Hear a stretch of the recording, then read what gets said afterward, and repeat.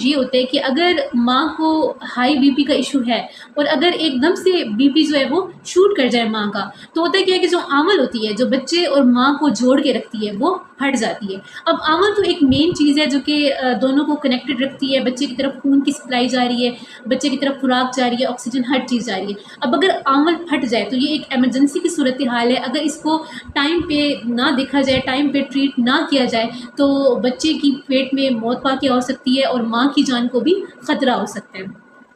अब जब जो ख़वातीन हाई बीपी का शिकार होती है, तो हम चेक करते हैं कि कहीं इनके गुर्दे प्रोटीन तो नहीं निकाल रहे, क्योंकि अगर प्रोटीन निकाल रहे हैं तो जिस्म सूजन का शिकार हो जाता है, और अगर ये सूजन दिमाग तक चली जाए तो क्या होता है कि माँ को फिट्स पड़ सकती हैं, दौरे वगैरह पड़ सकती हैं, और ये एक जानलेवा सूरत हाल होती है। अगर हमल के दौरान माँ का बीपी कंट्रोल में नहीं रहता या टाइम पे डायग्नोज नहीं होता, तो बच्चे की जान को भी खतरा हो सकता है और माँ की जान को भी खतरा हो सकता है।